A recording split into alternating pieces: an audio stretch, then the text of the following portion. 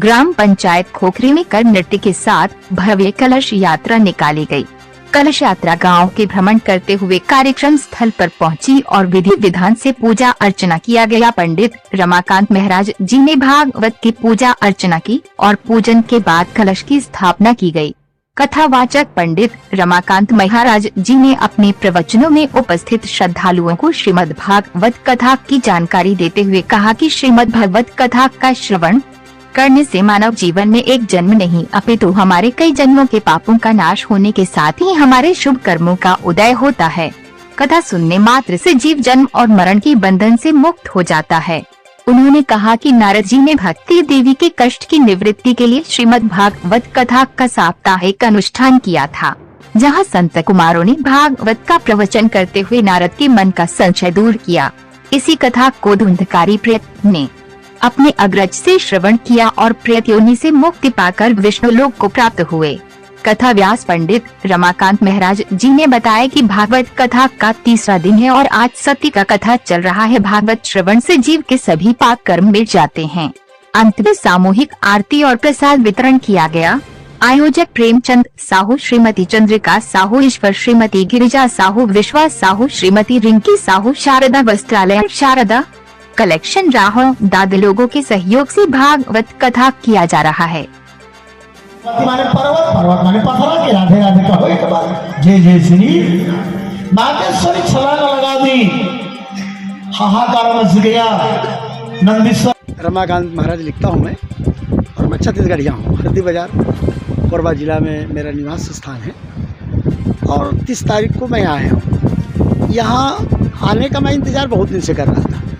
जब से खोखरी वालों ने, प्रेमचंद जी, विश्वाईश्वर जी ने जब से मुझे निमंत्रण दिया था, पता नहीं ऐसा अनुभव मुझे पहली बार हुआ है कि मैं कब खोखरी जाऊं, कब वहाँ के लोगों को मैं कथा सुनाऊं, कब वहाँ के लोगों से मैं मिलूं। पता नहीं, ये मुझे जब से निमंत्रण मिला था मेरे मन में एक भाव आ रहा था। मैं जब आया 30 तारीख को तो ऐसा लगा इस गाँव के लोगों से मिल करके कि इनको मैं बहुत पहले से जानता हूँ।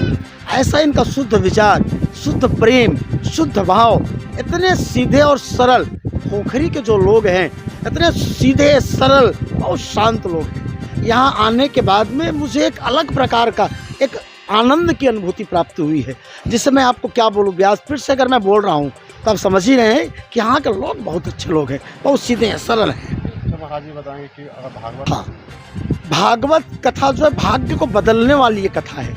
जीवन में एक नई दिशा, दशा, नियत, नियति, जीवन जीने का एक तरीका का एक एहसास कराता है भागवत जी की कथा। और भागवत जी की कथा सुनकर के भी अगर हमारा जीवन न बदले तो समझ जाइए भगवान भी अगर साक्षात आ जाएं, ब्रह्मा जी स्वयं आ जाएं गुरु बन करके, तब भी वो उसका जीवन कभी बदल नहीं सकता है। ये भागवत जी की कथा में एक शक्ति है। अभी सती की कथा चल रही है। सती जी ने अपनी पति भगवान भोलेनाथ जी की बात को नहीं मानी और न मान करके यज्ञशाला में गई। बाद में उनको आभास हुआ कि पति की बात को मैं न मानी, तो इस कारण से अब यहाँ अब मैं जी के क्या करूँगी। पति की अवहेलना करके मैं चली आई तो मुझे जीने का क्या मतलब है। फिर वो अग्नि कुंड में फिर वो छलांग लगा देती है। हाँ, यानी कानि च पापानि जन्मांतर कृतानि च तानि सर्वाणि विनश्यन्तु प्रदक्षिणाम पदे पदे।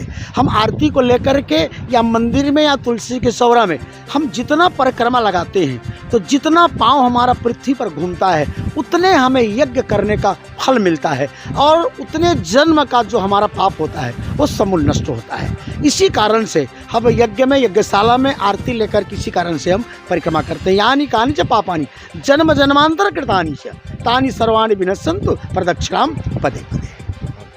से भागवत प्रारंभ हुई है और आज भागवत का आज तृतीय दिवस है और जिसमें प्रथम दिवस का कलश यात्रा कर्म नृत्य के साथ पूरे गांव में भ्रमण किया गया और पूरे गांव में सभी लोगों ने प्रत्यक्ष रूप से काफ़ी सहयोग किया और काफ़ी उत्साह, काफ़ी भीड़ रहा। हाँ, इस कार्यक्रम का मुख्य उद्देश्य यही है कि हम लोग का पैतृक गांव ग्राम खोखरी है और यहाँ हम पले बढ़े हैं, यहीं से शिक्षा लेकर, प्रारंभिक शिक्षा लेकर के हम आगे बढ़े हैं। तो हमारा भी कर्तव्य था कि हम गांव के लिए कुछ कंट्रीब्यूशन हो, जिसके लिए हम लोगों ने ग्राम खोखरी को हम लोगों ने डिसीजन में लिया कि यहाँ भागवत का बड़ा कार्यक्रम आयोजन होना चाहिए ताकि उसका प्रत्यक्ष फ़ायदा गाँव के आम नागरिक को हो। कथा प्रारंभ 30 तारीख से हुई है और ये आगामी 7 नवंबर तक चलेगी। मेरा बस यही अपील है आप सभी से, आप सभी आम नागरिक जो खोखरी से हैं, आसपास के हमारे ग्रामीण क्षेत्र से हैं, आसपास के जो नगर हैं, ग्रामीण हैं, उससे कि यहाँ काफ़ी भारी भीड़ और उत्साह है, तो कृपया आप भी आएँ और इस जो कार्यक्रम जो हो रहे हैं उसको सफल बनाएं और साथ साथ इसका फ़ायदा और लाभ आप उठाएं। और साथ ही साथ में हमारे जो मीडिया प्रभारी हैं, आप सभी से मैं बहुत हृदय की गहराई से मैं आपको आभार और धन्यवाद ज्ञापित करता हूँ, ताकि आप लोगों ने अपना अमूल्य कीमती समय दिया। इसके लिए आप लोगों का बहुत बहुत धन्यवाद।